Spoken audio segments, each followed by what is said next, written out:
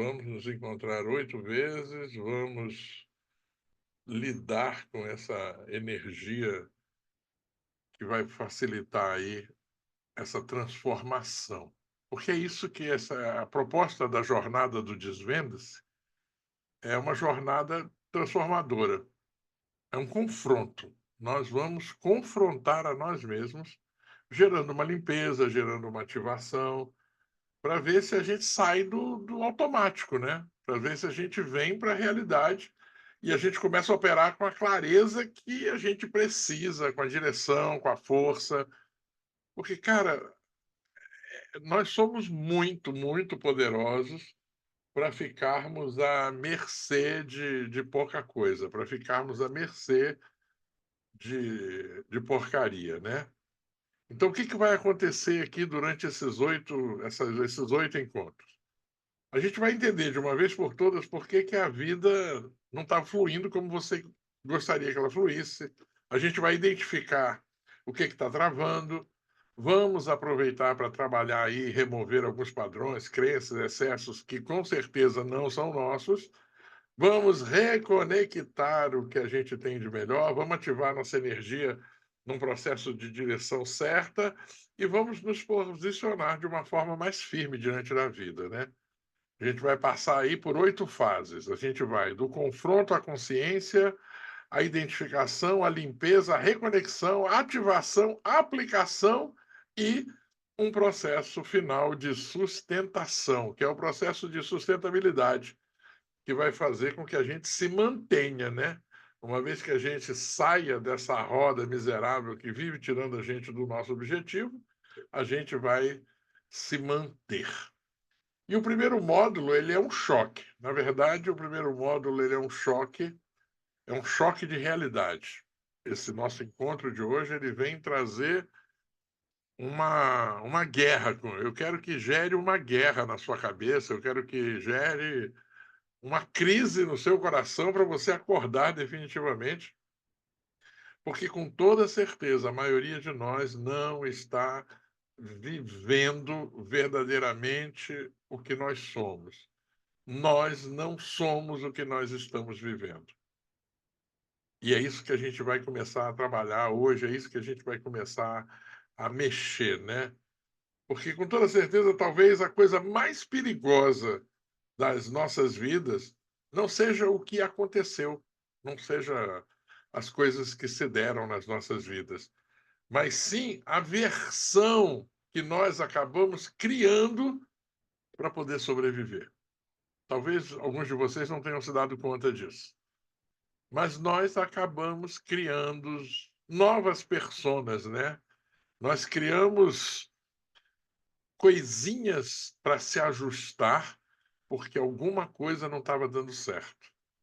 E porque a maioria das versões que as pessoas criam simplesmente nascem como necessidade de sobrevivência, né? Você não virou o que você é hoje por maldade. Não. Você se transformou nesse ser que você tem arrastado, que você tem conduzido, porque em algum momento aquilo serviu, essa ideia serviu como proteção, serviu como alívio de uma dor, e aí você se ajeitou, se enquadrou e você se transformou. Tanto que a grande pergunta que mais tarde você vai acabar respondendo é se você está feliz com o que você se tornou e se você tem consciência do que você se tornou. Será que se você pudesse remexer, você faria alguma alteração? Você mudaria alguma coisa? Ou do jeitinho que está, você está feliz? Você está feliz com o seu corpo? Está feliz com os seus relacionamentos? Está feliz com a sua entrega espiritual e a forma como essa espiritualidade tem caído para você? E com a sua condição intelectual, né? Que gera os recursos econômicos e financeiros. Como você tem lidado com isso no seu dia a dia? Como você tem se comportado com tudo isso. Então, nós vamos fazer agora uma viagem pelas situações que podem criar várias versões de sobrevivência. E a cada uma dessas versões que a gente mexer aqui, eu quero que você se dê ao luxo de identificar se você está vivendo nessa condição, se você não está vivendo, se você já passou por isso. E eu quero que você vá anotando aí no seu caderno para deixar isso registrado. E a partir desse módulo, a gente tem uma novidade, além de deixar o áudio gravado das aulas para você. No final, eu vou passar um questionário de tudo isso que a gente vai ver aqui, para você fazer esse questionário e reforçar essa aula, guardar essa aula e aprender mesmo, que aquela história de memória curta tem que acabar. Então, o que a gente trabalhar aqui hoje, mais tarde você vai ter um questionário para você trabalhar, responder, e daí para frente a gente poder reforçar isso e trabalhar isso o tempo todo.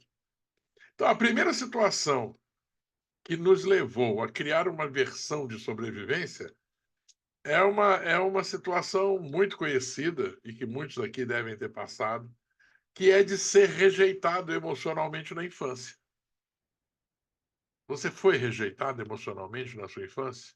Por algum motivo, você entendeu que a sua mãe gostava mais do seu irmão, da sua irmã, do que de você? Você entendeu que seu pai superprotegia outro membro da família em vez de você? Você se sentiu rejeitado emocionalmente na sua infância? Porque quando a criança passa por esse processo na infância, ela acaba aprendendo coisas terríveis, porque ela faz a seguinte conta: se eu for eu mesmo, eu não vou ser amado, eu não sou amada. A gente às vezes não se dá conta disso, né? Com toda certeza, todos nós temos preferidos. E aquela mãe, aquele pai que fala assim que não tem um filho preferido é mentira.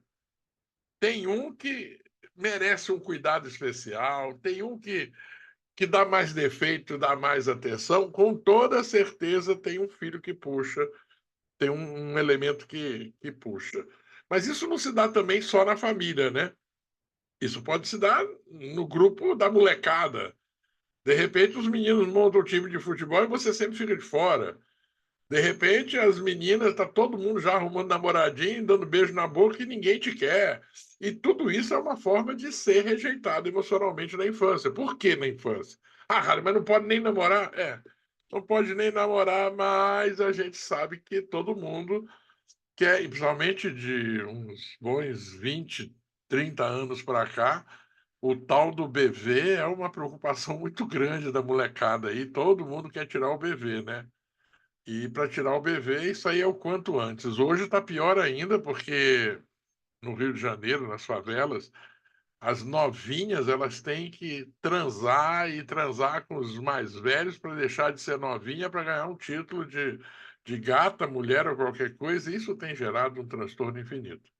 Então, quando a criança se sente rejeitada, quando a criança se sente abandonada, ela cria um novo aspecto, né? Então, ela, de repente, ela pode passar a ser extremamente agradável ou desagradável, ela pode passar a ser boazinha ou mazinha, pode passar até a ser obediente ou então vira uma peste. Mas ela vai dar um jeito de chamar a atenção para ela, ela vai dar um jeito de criar uma condição de atenção. Então, esse é um dos itens que a gente tem que observar, tanto nas nossas vidas, se nós não estamos promovendo isso na vida dos nossos, né? Dos nossos filhos, dos nossos sobrinhos, dos nossos netos. Se a gente não está promovendo isso nos nossos amigos, você tem uma roda de amigos, mas eu gosto mais do João que da Maria. E aí já pronto, já está gerando problema. Não é na infância, eu sei.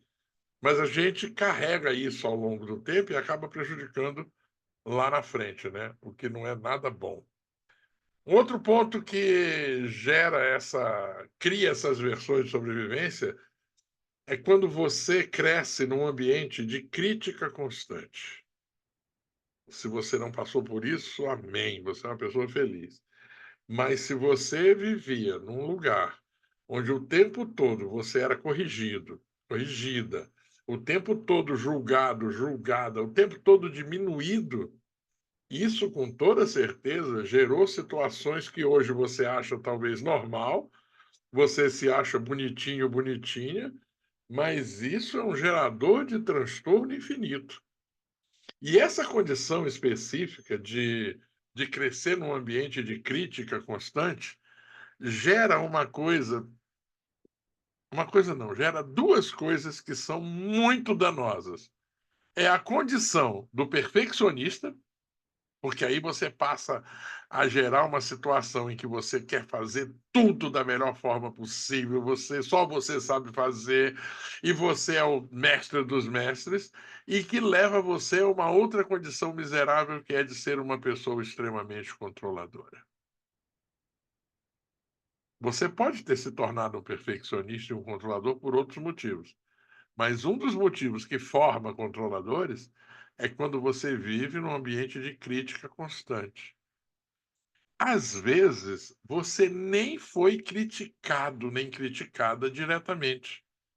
Mas como os seus pais ou os seus tutores viviam elogiando os seus irmãos e nunca te elogiava, a falta de elogio você considerava um processo de crítica, você considerava um processo de julgamento. E isso vai levar você a uma situação de hiperprodução, hiperprodutividade, uma pessoa que nunca relaxa, uma pessoa que está sempre em processo de tensão, uma pessoa que está sempre em alerta, está sempre vigiando, está sempre cuidando.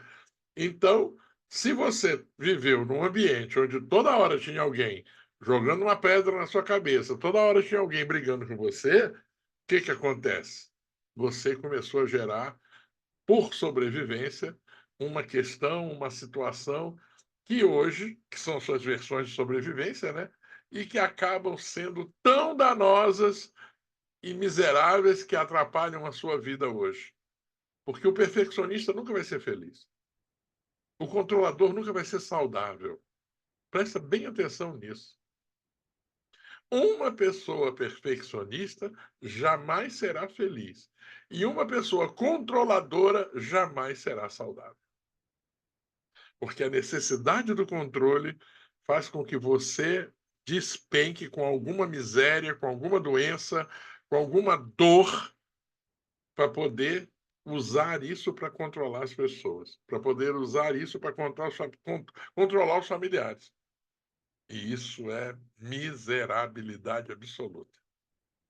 Outro ponto que acontece muito, que faz com que a gente crie versões aí de sobrevivência, é se você foi levado a amadurecer muito cedo.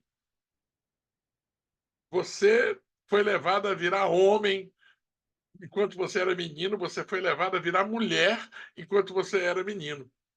Você já pensou? Você vem de uma família gigantesca e aí a sua mãe resolve que ela vai ter um monte de filho e você dá o azar de ser o mais velho ou está entre os mais velhos e aí eles começam a sobrecarregar você com a obrigação de cuidar dos mais novos. Eu considero isso um crime, tá? Os pais que abusam dos filhos mais velhos para cuidar dos filhos mais novos. Porque você não pediu para ter um filho, você mas pode ter pedido para ter um irmão. Mas os pais, não, família tem que cuidar, todo mundo tem que cuidar, e aí mora o perigo, né? Seu pai, porque você era o mais velho, estava entre os dois mais velhos, botou você para trabalhar mais cedo, botou você na enxada, botou você numa lida ruim, levava você para a oficina, botava você para. Que era bonitinho, né? Menininho, mas não. Isso, com toda certeza, gerou atitudes em você que podem ser tão boas quanto tão mais. Porque você que teve que ser adulto mais cedo, você acaba aprendendo que você tem que ser forte. E nesse processo de ser forte, você se destrói. Porque essa força vem da onde? Só que você impõe, né? Você vira uma pessoa forte, você não é uma pessoa forte. Você se torna uma pessoa extremamente racional. Tudo é medido, calculado, pesado. E o pior de tudo, você se torna tão duro, que você passa a ser uma pessoa incapaz de pedir ajuda. E aí você não consegue ser ajudado, não consegue ser ajudado. E aí você acha que é capaz de fazer tudo sozinho, e com isso você está destruindo a sua vida. Pensa bem, Cara, precisei amadurecer cedo, porque meu pai largou a minha mãe, porque meu pai morreu, porque minha mãe morreu, porque a minha tia morreu, sei lá. Eu precisei amadurecer mais cedo, eu precisei tomar conta da casa para cozinhar para os meus irmãos enquanto minha mãe trabalhava, e eu lavava e passava quando eu tinha 8 anos. Caramba! Sem contar aqueles que recebem o título de cuidadores, né?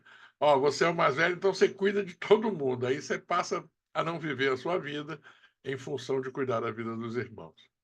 E aí você cresce achando que você é o super-homem, a Mulher Maravilha, você se torna extremamente racional, isso faz com que você imagine a loucura de ter um poder sobrenatural de decisão, e aí você se torna incapaz de pedir ajuda para as pessoas. E aí trabalha igual um louco, trabalha igual uma louca desesperada, porque você tem que fazer, você tem que construir, você tem que ser, você tem que mostrar. Acho que o pior de tudo é isso, é você se colocar numa condição em que você tem que mostrar. E nesse barato de ter que mostrar, você se destrói, mas destrói mesmo. Outra situação triste que obriga que a gente crie versões novas é quando você sofre abandono. E quando é que a gente sofre abandono? De repente, você entende que você foi abandonado, você entende que você foi abandonada. O que acontece? Se eu não agradar, eu vou dar um jeito de ir embora. Já que me abandonaram, eu também vou abandonar. Loucura, né? E aí a gente tem o quê? A gente tem um dependente emocional, um carente silencioso, ou então a miserável pessoa que aceita qualquer coisa. Você já parou como é dura a vida de uma pessoa que aceita qualquer coisa? Como é complicada a vida de uma pessoa que aceita qualquer coisa. Ela se destrói, ela se anula, ela se apaga porque ela aceita qualquer coisa. E isso, essa condição de aceitar qualquer coisa, até os fortes tem hora que perdem o controle e finge. E aí tem que aceitar a vida, tem que aceitar a miséria, isso tudo é problema. Isso não facilita. Isto não melhora a vida de ninguém. Sofrer abandono gera versões de sobrevivência. Outra situação, ser humilhado ou ridicularizado. Você passou por isso alguma vez? Você se sentiu humilhado ou ridicularizado na sua infância, na sua adolescência, na sua juventude?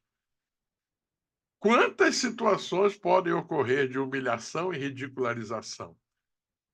Você pode ser humilhado pelo pai, pela mãe, você pode ser humilhado pelos irmãos, você pode ser humilhado por um namorado, você pode ser humilhado pelo noivo, você pode ser humilhado até pelo marido. E aí nós vamos criar o quê? Agora, essa humilhação ela se torna 10 vezes pior quando ela é em público, tá? Quando essa humilhação se dá em público, ela fica 1 milhão de vezes pior. E aí você, para se livrar, para cobrir o buraco, você vira palhaço, palhaça, você ri à toa, ou então você se torna uma pessoa extremamente arrogante, fria, calculista, fechado, sabe? Porque você vai fazer qualquer coisa para não parecer mais fraco, para não dar o direito de ninguém mais te humilhar. Uma coisa que eu quero que você preste atenção é que em cada uma dessas questões que geram versões de sobrevivência, elas podem se misturar. O abandono se mistura com a humilhação, a loucura de ser uma pessoa perfeccionista faz com que você se torne uma pessoa arrogante, que é uma pessoa que foi humilhada. Essas coisas se misturam, e daí você vai precisar fazer uma avaliação muito honesta de você, com você e por você. Uma coisa que tem acontecido muito nas famílias é que as crianças hoje, elas crescem num ambiente extremamente instável, altamente instável. As crianças não sentem segurança. As crianças não sentem conforto para se sentirem seguras diante das situações. De repente, o pai não gera um processo de confiança, a mãe não gera, e além de tudo, a gente tem um elemento que hoje entra nos nossos lares com muita facilidade, chamada bebida. E aí a criança começa a presenciar que a família só funciona enquanto tem bebida. Acabou a bebida, acabou a amizade. E geralmente nas reuniões de família gera o quê? Rapapé e confusão, o maior perrengue, principalmente quando a bebida começa a raliar. A bebida começa a raliar e aí dá aquele. E o que, que a criança que está ali dentro, o que, que ela está aprendendo? Ela está aprendendo que ela vive num ambiente miserável, de briga, de tensão, de medo, de caos. O que, que ela vai passar a ser? Ela vai passar a ser uma pessoa em constante alerta. Ela vai ficar hipervigilante. Vai ser uma pessoa extremamente ansiosa e vai cometer o crime da versão anterior, que é de controlar. Ela também vai querer controlar tudo para não deixar ter briga, para não acontecer o pior, ou então ela vira alguém que vai, na hora da briga, ela entra, não importa nem o lado, ela quer brigar, ela quer confusão. Eu não sei se você viveu isso na sua juventude, mas eu tive amigos que iam para a rua com o intuito de caçar confusão. Eles iam para a rua para brigar. Então, chegava sábado à noite, os caras já se encontravam, vamos arrumar confusão, vamos dar uns tapas. E quando ele apanhava, cara, era uns negócios muito doidos. Eu nunca participei disso, mas eu via os caras indo e voltando. Um dia eles voltavam inteiros, outro dia eles voltavam arrebentados. Mas isso é vida? Com toda certeza não, né? Agora, uma pessoa que cresce num ambiente instável, ela tem uma vida tão miserável que ela nunca consegue descansar. Você conhece alguém que não relaxa? Você conhece alguém que não tem a oportunidade de relaxar, de viver uma vida mais tranquila, de viver uma vida mais em paz? Um dos motivos pode ter sido esse, porque ela cresceu num ambiente altamente instável. E aí, ó o que ela está vivendo hoje. Vivendo a miséria, vivendo a dor, vivendo a tristeza, vivendo a solidão. Outra miséria que gera sobrevivência diferenciada aí. Precisar merecer amor. Todo mundo quer ser amado, você concorda comigo? Lógico, todo mundo quer ser amado. Mas aquela pessoa que vive em busca desse amor, aquela pessoa que se sente pobrezinha, coitadinha, e o amor vira uma compensação do desempenho. Se eu for bonzinho, se eu fizer tudo direitinho, aí você me ama. Se eu não disser, não falar e não fizer o que você espera, você não me ama. Olha que loucura, gente. A pessoa é obrigada a viver performando, ela tem que dar salto triplo o tempo todo, ela tem que viver equilibrada na corda bamba, e aí ela passa a ser viciada em aprovação, porque ela quer ser aprovada. E nunca, nunca vai se sentir suficiente, ela sempre vai estar devendo, faltando, espichando, ela sempre vai estar condicionando o desempenho. Então, olha aí o tanto de coisa que precisa ser desvendada dentro de nós. Agora a gente vai para um ponto complicado que são as traições emocionais. Aqui não está falando de traição amorosa, nós estamos falando de traição emocional. Sabe? Descobrir que confiar traz dor. Sabe aquela pessoa que você se entrega, aquela pessoa que você ama, aquela pessoa que você faz tudo por ela, e aí ela não te respeita, ela não te valoriza, ela vira as costas para você. E aí você passa a ser uma pessoa extremamente desconfiada. Você passa a ser emocionalmente distante. Aí você não quer mais se entregar, né? Você passa a sabotar os vínculos. Por quê? Porque uma vez alguém te traiu. Alguém provocou uma dor imensa em você. E olha, parece loucura, mas essa dor, ela pode ser representada e compreendida das mais diversas e variadas formas. Por exemplo, Você tem um amigo na sua infância, uma amiga na sua infância, e tudo que você faz é com esse amigo é para cá, essa amiga é para lá, e um dia os pais desse amigo resolvem mudar de cidade, resolvem ser para outro lugar, o pai foi transferido, a mãe foi trabalhar em outro lugar, e aí ele passa para outro lugar. Cara, não foi porque o amigo te traiu, mas você pode reconhecer esse abandono como traição. De repente você acha que, poxa, o seu amigo foi embora. E isso acontece numa versão mais complicada, quando nós perdemos alguém. 70% das perdas, nós nos magoamos com aqueles que partem. 70%. Esse dado é muito sério. O fulano morreu e a gente magoa com ele porque ele morreu. Só que a mágoa fica na gente, a dor fica na gente.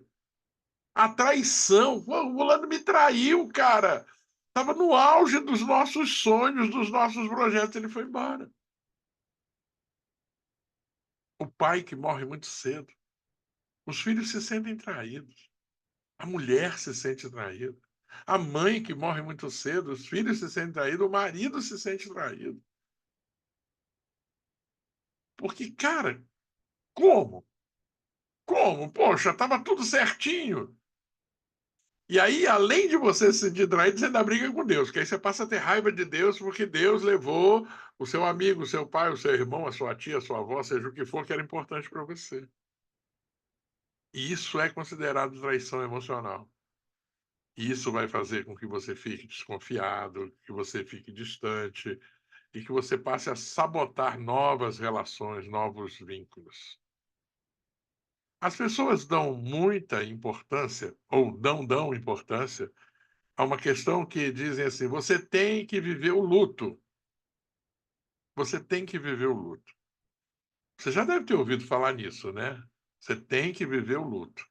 Mas como é que você vai viver um luto que você não sabe como é que vive esse luto? O que que é viver o luto? Não, eu vou viver o luto e vou fazer o quê? Ficar sentado, tomando cachaça, vou fumar, narguilé? E como é que curte um luto? Ou seja, olha o nível de informação que a gente recebe. A gente recebe uma forma de que tem que ser feita, mas não recebe a forma como tem que fazer. Não, você tem o direito de curtir o seu luto, então fica quietinho. Ficar quietinho é curtir o luto? Você sentado, murmurando, pensando no miserável que morreu, na miserável que morreu, naquela tia que ficou de dar uma herança, você morre, não deixa a herança, você perdeu tudo. Cara, como é que você vai curtir luto desse jeito? Não vai curtir luto desse jeito. Então, são coisas que nós precisamos cuidar, prestar atenção, para que a gente não seja pego nesse emaranhado de confusão, para que a gente não seja arrastado nisso. Agora, presta bem atenção nesse ponto aqui. Rejeição da própria essência. Cara, sabe, a pessoa foi conduzida a achar que ela era o ó do Borogodó. Nossa, você é demais. Ou então você é de menos. Você é muito estranho. Não, você é maravilhoso, maravilhosa. Nossa, você é tão sensível. Nossa, você é sensível demais, é chato. Tudo isso vai para os dois lados, gente. E aí a gente começa a criar versões loucas que uma hora nós somos o máximo, outra hora nós somos o mínimo. E o que que nós somos então? O que que verdadeiramente eu sou? A gente passa a se esconder atrás de nós mesmos, a gente passa a ser uma pessoa que não se valida, não se ama, não se respeita e diminui a própria luz. Cara, vocês são testemunhas da loucura, do trabalho que a gente faz para que todo mundo tome consciência de que eu sou luz emanada de Deus. Caramba! Se você tomar consciência de que você é luz emanada de Deus, a sua vida como um todo vai ser extremamente boa, benéfica, maravilhosa, porque você não vai viver nenhuma dessas versões aqui, você vai viver a luz. E a luz simplesmente é, ela está. Ela não julga, ela não mede, ela não tem que fazer máscara, ela não tem que se transformar em nada, ela simplesmente é. E quando você é a luz, você não reduz a sua luz, você não se esconde, porque a luz ela está ali brilhando. E quanto mais você ama, quanto mais você se entrega nesse altar, mais luz, mais intensa você se torna, mais você se coloca. Então, se você passou por um processo de rejeição da sua própria essência, entenda que você precisa trabalhar urgentemente para repor isso aí. E aí vem junto com esse, vem uma outra condição que é tão danosa quanto essa, e que vocês repararam que essas condições, elas são muito inocentes, elas se dão num sistema em que você não acha que você está machucando, que você está atrapalhando, que você está destruindo, você não entende isso. Essas coisas vêm, sobem em você. Sabe aquela planta que a gente planta nos muros que. Como é que chama? Era? É a era, não é? É a era, né? E ela vai fechando, fecha o muro todo. Pois é. Essas situações são assim. Elas grudam em você uma sementinha, um pólen, sei lá, uma coisinha, daqui a pouco vira um ranço, vira uma casca em você. E outra situação que nos leva sempre a gerar versões miseráveis é o ambiente religioso opressor. Quantos de nós aqui viemos de ambientes religiosos opressores? Cara, graças a Deus, eu não passei por isso, mas eu conheço muita gente. Eu tive clientes que passaram por colégio de padre, colégio de freira, na base da palmatória, gente. Era muito cacete, que era régua quebrada na cabeça. Quando eles não davam de quina, quando batia deitado, ela quebrava. Eles aprenderam a bater de quina. Nego tem cicatriz na cabeça de pancada de padre. Os padres vinham de outro país, eram alemães, eram russos, os caras eram todos grossos, revoltados. A meninada apanhava com gosto.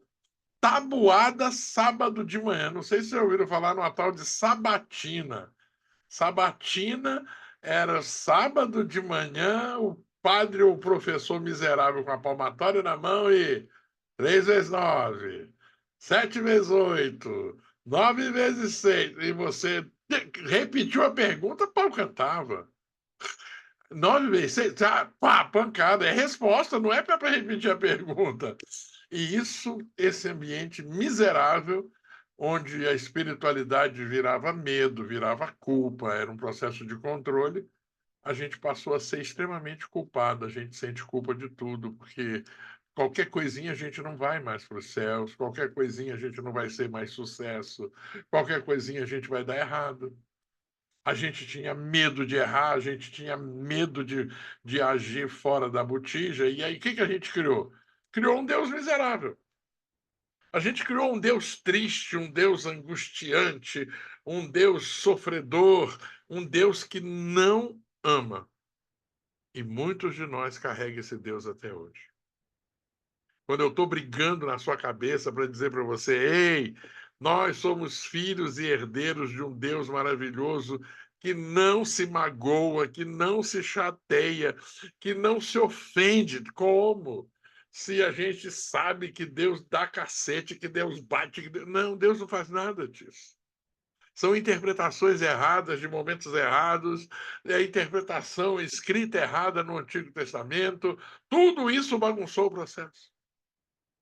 Mas quem tem juízo foca no Novo Testamento, com a vinda de Jesus, onde a gente entende que Jesus trouxe a lei da graça, colocou a lei da graça no coração, onde não quebra, o coração bate, mas a lei não quebra, colocou a gente numa condição especial, nos deu a chance de sermos melhores, porque somos seres espirituais incríveis numa experiência terrena. Nós não estamos aqui para virar bucha de canhão. Não. Então, esses ambientes religiosos geraram tanta miséria, sabe? A desconexão da pessoa com a espiritualidade. Porque aí se dá poder para o padre, se dá poder para o pastor, se dá poder para o preletor, se dá poder para quem está com o microfone na mão. Baseado em quê? Baseado em quê que esse povo tem poder? Esse povo não tem poder nenhum. E aí, quando eu bato na tecla que Jesus é o nosso único e verdadeiro pastor e a gente só tem que seguir Jesus, o povo torce o nariz. Não, mas o meu pastor da minha igreja, o seu pastor da sua igreja é igual você, cara. Ele só foi mais esperto e está pegando o seu dinheiro e construindo um império. Só isso. Porque o pastor verdadeiro está aqui no Manual de Sobrevivência, Jesus. Se você pegar o que Jesus deixou, o que ele colocou e você cumprir, tudo certo, tá tudo errado, o importante é ser feliz. E aí para de sofrer, para de julgar, para de encrencar e permita-se fazer o que tem que ser feito.